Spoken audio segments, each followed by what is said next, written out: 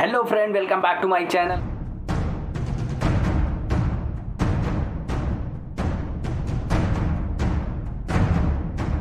कैसे हो भाई लोग? आई होप सब अच्छे होंगे और सब अच्छा चल रहा होगा। उम्मीद करता हूँ सब बढ़िया हो गया और सारी तैयारी चल रही है। भाई मैं आज काफ़ी इंपॉर्टेंट पॉइंट लेकर आया हूँ और मैंने भी इंटरव्यू के अभी क्वेश्चन जो अपलोड किए थे उसी को पार्ट 1 अपलोड किया था, तो पार्ट 2 में बना रहा हूँ। ठीक है, उसी के टॉपिक को आगे बढ़ाता हूँ और आरसीसी से स्ट्रक्चर से अभी मैं स्टील के बारे में बताया था, अब आरसीसी के बारे में बताता हूँ। और अगर मुझे स्टील के बारे में और कुछ मतलब लगेगा बताने लायक तो मैं वो भी आप लोगों को शेयर करूँगा। ठीक है, आप मुझे इंस्टाग्राम पे भी फॉलो कर सकते हो, खान सलमान 8212 पे आप मैसेज कर सकते हो। और उम्मीद करता हूँ कि आज नहीं कल परसों नहीं, जब भी टाइम मिलेगा मैं आपको रिप्लाई ज़रूर दूंगा। बट भाई अननेसेसरी आप मैसेज मत करना जिससे मुझे यार थोड़ा सा हर्ट हो और मुझे रिप्लाई देने में प्रॉब्लम हो। चलो शुरू करता हूँ भाई, आगे बढ़ता हूँ। यहाँ पर जो यूई में सबसे ज़्यादा इंपॉर्टेंट क्वेश्चन क्या होते हैं, जैसे मैंने स्टील के बता दिए कि जो जनरल पूछे जाते हैं उसी से मैं बता दिया। अब मैं स्टार्ट करता हूँ यहाँ पे आरसीसी से क्या क्वेश्चन पूछते हैं। भाई यहाँ पे बहुत लोग आते हैं, बैग उठाते हैं और चले आते हैं, ऐसा मत करना भाई। वहाँ से अब मैं बार बार यही कहूँगा कि आप वहाँ से कम बेसिक आप ज़रूर वहाँ पे आप गेन करके आएँ। अगर आप सॉफ्टवेयर की नॉलेज लेकर आते हैं तो आपके लिए बेनिफिट है। मैं सॉफ्टवेयर के बारे में बता दूँ भाई, ऑटोकैड आपको आना ही आना चाहिए और क्वांटिटी के बारे में आपकी नॉलेज होनी चाहिए। ऐसा नहीं है कि आप क्वांटिटी सर्वेयर आपको नहीं आता, क्वांटिटी बीओक्यू बनाना नहीं आता, यहाँ पे जॉब मिलना बहुत मुश्किल हो जाएगा भाई। ठीक है, क्योंकि यहाँ पर आप ये कहेंगे कि मैं फ्रेशर हूँ। ठीक है, ये आप तो इंडिया में चाहे आप 5 साल का एक्सपीरियंस लेकर आए, आप फ्रेशर ही माने जाएंगे यहाँ पर। ठीक है, तो आपको वहाँ पे क्वांटिटी के बारे में, आपको बीओ की क्वांटिटी ये सब अच्छे से सीख के आना, ड्राइंग अच्छे से पढ़ना आना चाहिए। इवन ऐसे इंजीनियर भी हैं जहाँ पे ड्राइंग पढ़ने के लिए भी दिक्कत होती है, बट वो जॉब कर रहे हैं। एज अ रेफरेंस अगर आपका अच्छा है तो आपको कोई टेंशन नहीं है, आपको आए या ना आए, आप चले आना, बैग उठाना और चले आना, यहाँ पर जॉब मिल जाएगी क्योंकि आपका रेफरेंस है। अगर आप अपने बल पर, अगर लाइफ में आगे बढ़ना है तो अपने बल पे काम करना। ठीक है भाई, किसी के रेफरेंस, किसी के सहारे की ज़रूरत नहीं रखे। बैसाखी का सहारा कभी मत लेना। ठीक है, अपने दम पर भी जॉब गेन करना। ओके, तो चलो स्टार्ट करता हूँ भाई, टाइम वेस्ट नहीं करता हूँ। और सबसे पहला क्वेश्चन है कि डेंसिटी ऑफ वेरियस मटेरियल की डेंसिटी कैसे। बहुत लोगों को पता होगा स्टील की क्या होती है, वाटर की क्या होती है, एंड सीमेंट की क्या होती है, ब्रिक्स की क्या होती है। चलो स्टार्ट करता हूँ भाई, डेंसिटी ऑफ वेरियस मटेरियल के बारे में बताता हूँ। सबसे पहले मैं स्टील के बताता हूँ। स्टील की अपनी होती है डेंसिटी 7850, मतलब 7850, 7850 किलोग्राम पर मीटर क्यूब। फिर आते हैं सीमेंट की होती है 1440। बहुत लोगों को पता होगा भाई, जिन लोगों को पता हो वो भी सुन ले। ठीक है, और भाई अगर जो भी कन्फ्यूज़न हो, अगर मैं कहीं गलत भी बोल देता हूँ तो आप कमेंट करके आप वहाँ पे आप मुझे कमेंट कर सकते हो। अगर मैं गलत हूँ तो कोई टेंशन नहीं, आप बोल सकते हो, आप डायरेक्ट बात कर सकते हो। और मुझे इंस्टाग्राम पे भी फॉलो कर सकते हो, मेरी इंस्टाग्राम की आईडी है खान सलमान 8212, आप वहाँ पे भी फॉलो कर सकते हो। ठीक है, आप मैसेज करना, जब भी टाइम मिलेगा मैं ज़रूर रिप्लाई दूंगा, ये मैं आपको वादा करता हूँ। ठीक है, तो सबसे पहले भाई क्वेश्चन क्या था, डेंसिटी ऑफ वेरियस मटेरियल। तो स्टील की डेंसिटी होती है 7850, सीमेंट की होती है 1440 किलोग्राम पर मीटर क्यूब। आपको आंसर पूरा बताना है, ऐसा नहीं है कि आपने बता दिया 1440, नहीं, आपको आंसर पूरा बताना है यूनिट के साथ। ठीक है, आपकी सीमेंट की हो गई 1440 किलोग्राम पर मीटर क्यूब। ओके, अब आते हैं भाई आपकी ब्रिक्स की होती है 1682 किलोग्राम पर मीटर क्यूब से 1920 किलोग्राम पर मीटर क्यूब भी होती है। ठीक है, फिर आता है भाई यहाँ पर जो यूज़ होता है कंक्रीट ब्लॉक, और कंक्रीट ब्लॉक की अक्सर मुझसे भी क्वेश्चन में पूछा गया था, कंक्रीट ब्लॉक की डेंसिटी क्या होती है। मैं नहीं बता पाया था भाई। ठीक है, मुझे नहीं पता था, मैं नहीं बताया। लेकिन जो चीज़ें नहीं पता होती है, अगर वो आप जानना चाहते हो तो वो चीज़ें पता हो जाती है। जब आपको उसकी क्यूरियोसिटी होती है, किसी चीज़ की जानने की क्यूरियोसिटी होती है तो आप जान सकते हो। ठीक है, तो मैंने सर्च किया और मैं अल्हम्दुलिल्लाह उसके बारे में अच्छे से, तो मैं आप लोगों को भी बता देता हूँ भाई, क्योंकि मैं नहीं बता पाया तो मैं आप लोगों को बता देता हूँ। ठीक है, जो कंक्रीट ब्लॉक की जो डेंसिटी होती है वो आपकी 1920 किलोग्राम पर मीटर क्यूब, क्योंकि मुझे कन्फ्यूज़न हो गया था 1920, क्योंकि ब्रिक्स में भी होती है और 1920 आपकी कंक्रीट ब्लॉक में तो मुझे कन्फ्यूज़न हो गया था। वाटर की बता देता हूँ भाई, वाटर की 1100 किलोग्राम पर मीटर क्यूब होती है। ठीक है, अब आता है भाई आरसीसी की जो हमारी डेंसिटी होती है उसकी होती है 2310 से हमारी 2700 किलोग्राम पर मीटर क्यूब। एंड 5% आपका स्टील होता है। फिर होता है पीसीसी की जो हमारी, फिर आता है पीसीसी की हमारी जो होती है 2400 किलोग्राम पर मीटर क्यूब होती है। अब आता है भाई वुड की आपको डेंसिटी, आपको वुड और वाटर की डेंसिटी सेम होती है, तो वुड की होती है, वुड की भी डेंसिटी है, वुड मतलब लकड़ी की डेंसिटी जो होती है वो 1100 किलोग्राम पर मीटर क्यूब होती है। एंड फिर आता है भाई आपकी क्रस्ट ब्रिक्स, और ये क्वेश्चन मुझसे पूछा गया था, क्रस्ट ब्रिक्स की डेंसिटी कितनी होती है, एक कंपनी ने मुझसे पूछा था, वहाँ के एचआर नहीं थे, वहाँ के एचआर को देखो इतना पता नहीं होता, इंट्रोडक्शन पूछेंगे, ठीक है, इतना क्वेश्चन जनरल क्वेश्चन नहीं पूछते हैं, वो जनरल क्वेश्चन पूछते हैं, मतलब वो टेक्निकल क्वेश्चन नहीं पूछते हैं, वो जनरल क्वेश्चन पूछते हैं। तो मुझे जो इसकी क्वेश्चन वो थी क्या, क्रस्ट ब्रिक की, तो क्रस्ट ब्रिक की बता देता हूँ भाई 950 से 1250 किलोग्राम पर मीटर क्यूब होती है। ओके, और भाई मेरी वीडियो को लाइक कर देना, कमेंट कर देना, और कमेंट ज़रूर करना भाई, अगर कोई वीडियो अगर तुमको जो भी क्वेश्चन समझ में नहीं आता तो आप कमेंट कर सकते हो, ठीक है, और लाइक ज़रूर कर देना भाई। लाइक वैसा होता है ना, दूसरे को भी वीडियो आपको पहुंचती है, तो लाइक कर देना, अगर अच्छी लगे तो लाइक करना, नहीं तो नहीं करना भाई, ठीक है। ओके, चलो आगे बढ़ता हूँ भाई, आगे क्वेश्चन आपको बताता हूँ। ये थी भाई डेंसिटी ऑफ वेरियस मटेरियल की, ये भाई रट लेना, और ये जनरल क्वेश्चन आपको हर जगह काम आएगा, हर इंटरव्यू में अगर कुछ पूछ दिए, स्टील की क्या होती है, वाटर की क्या होती है, एंड रटे रहोगे यार भाई, पता रहेगा, ठीक है, ये याद ही करना पड़ेगा, ठीक है, इसका सॉल्यूशन कुछ नहीं है। और हम लोग को इंटरव्यू में पूछते हैं तो हम लोग को पता नहीं होता, लेकिन ये भाई आप रट लो, आपको आगे भी इन फ्यूचर काम आएगा, ठीक है। ओके, सेकंड क्वेश्चन बताता हूँ आपको, डिफरेंट आरसीसी स्ट्रक्चर में हमारा जो डीशटरिंग पीरियड्स का टाइम क्या होता है, मैं ये बता देता हूँ भाई, कितने दिन में आपको डीशटरिंग करनी है, कितने घंटे में करनी है, तो मैं आप लोगों को बता देता हूँ। सबसे पहले भाई टाइम वेस्ट नहीं करता, और ये काफ़ी इंपॉर्टेंट क्वेश्चन है भाई, यहाँ पे आप किसी भी इंटरव्यू में जाते हैं तो जनरली ये क्वेश्चन डीशटरिंग से भी पूछ लेते हैं, ठीक है। यहाँ भी यूई के अंदर सबसे ज़्यादा डीशटरिंग है आपका, जो मैं टॉपिक बता रहा हूँ ये क्वेश्चन जनरल आपको पूछेगा, अगर स्ट्रक्चर आपको टेक्निकल राउंड आपका इंटरव्यू होता है तो यहाँ कई राउंड इंटरव्यू होता है आपका, पहले 4 इंटरव्यू होगा, फिर टेक्निकल होगा, फिर आपका सिलेक्शन, कई भाई एक ही राउंड में आपका सिलेक्शन हो जाता है, बट जनरल जो अच्छी कंपनियाँ होती है वो 2-2, 3-3 राउंड इंटरव्यू लेती है। चलो, जो हमारे कॉलम होते हैं, वर्टिकल फॉर्म वर्क होते हैं, जैसे share wall, column and retaining wall, इसकी जो डीशटरिंग पीरियड्स होता है 16 से 24 घंटे होती है, और जो हमारी स्लैब होती है, स्लैब की जो डीशटरिंग पीरियड होती है वो 3 दिन होती है, और बीम प्रॉप सॉफिट की जो हमारी डीशटरिंग होती है वो 7 दिन होती है। अगर हमारी बीम की जो स्पैनिंग जो होती है, जो हमारी लेंथ होती है वो 4.5 मीटर तक है,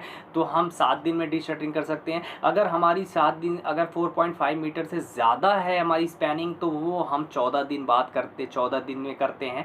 और अगर और आर्चेस जो होती है, अगर आर्चेस हमारी 6 मीटर तक हमारी उसकी स्पैनिंग है तो हम 14 दिन में करते हैं। अगर आर्चेस हमारी 6 मीटर से ज़्यादा की स्पैनिंग होती है तो हमारी जो उसको हम 21 दिन में हम डीशटरिंग करते हैं। ये हमारी डीशटरिंग का पीरियड का टाइम होता है, और ये भाई काफ़ी जनरल क्वेश्चन पूछे जाते हैं इंटरव्यू में। आप चाहे इंडिया में हो तो इंडिया में भी अच्छी कंपनियों में ये इंटरव्यू पूछे जाते हैं, आपको ये पता होना चाहिए, और एज अ सिविल इंजीनियर तो आपको पता ही होना चाहिए। अगर नहीं पता है तो भाई ये नोट कर लेना और याद कर लेना, अच्छे से रट लेना, ठीक है, आपको हमेशा काम आने वाला है ये। ओके, चलो भाई ये हो गया आपका, मैं डेंसिटी, और जो भी क्वेश्चन ये बता रहा हूँ भाई ये जनरल पूछे जाते हैं हर इंटरव्यू में। आपने कहीं ना कहीं इंटरव्यू जब देंगे, पहले अपने को चेक जरूर कराना भाई, आप किसी भी कंपनी में आप काम कर रहे हो तो हमेशा आपको चैलेंज देना चाहिए कि आपको आप किस लेवल के हैं। आप एक ही कंपनी में जाकर आप स्टेबल नहीं होना चाहिए, जब तक आप एक चेंज नहीं करते रहेंगे तब तक आप ग्रोथ नहीं कर सकते हैं। ओके, चलो नेक्स्ट क्वेश्चन बता दो, 2 क्वेश्चन ये भाई काफ़ी इंपॉर्टेंट है, डेंसिटी एंड डीशटरिंग। ओके,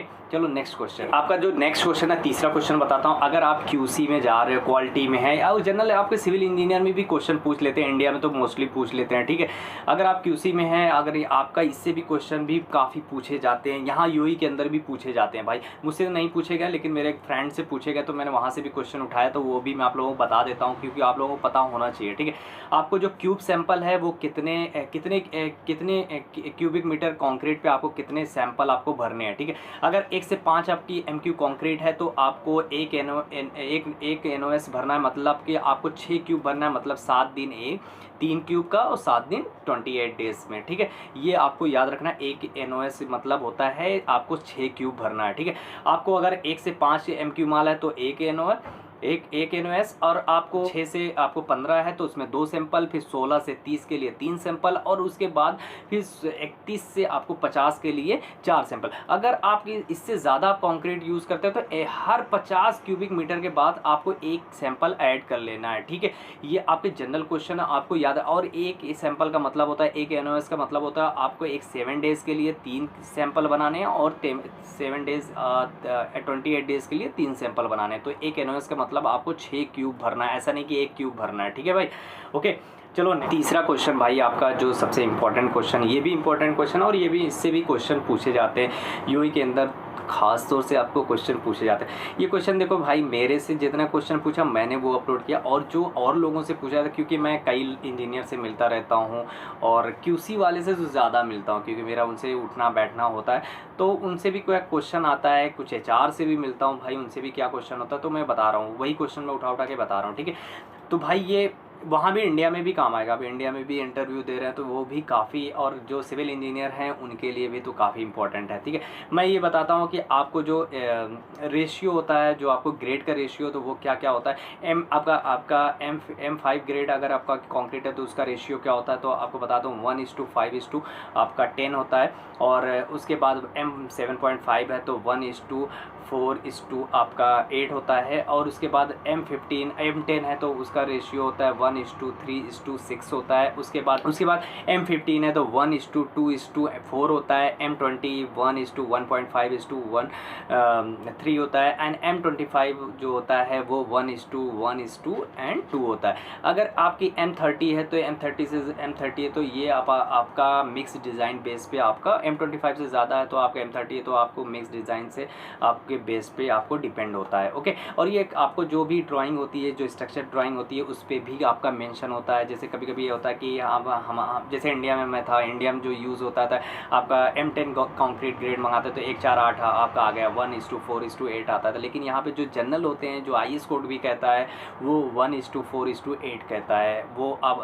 जो M10 होता है वो 1:3:6 कहता है, बट M7.5 को हम 1:4:8 कहते हैं, ठीक है। ये आपको रट लेना। ये भी आपका क्वेश्चन, ये भाई आपका इसका कोई लॉजिक नहीं है कि आपका मतलब कि कोई कैलकुलेशन आप निकाल सकते हैं। इसको आपको याद रखना पड़ेगा माइंड में कि क्या होता है M20 क्या होता है। आपको ज़बान पे होना चाहिए कि जैसे भी रट लो भाई, 1, 1.5, 3 रट लिया, या तो 1:1.5:3 ऐसे भी आपको याद करना पड़ेगा। और ये जनरल आपको अगर एज अ सिविल इंजीनियर तो आपको पता होना चाहिए कि ये चीज़ें आपको ग्रेड तो पता होनी चाहिए, ठीक है।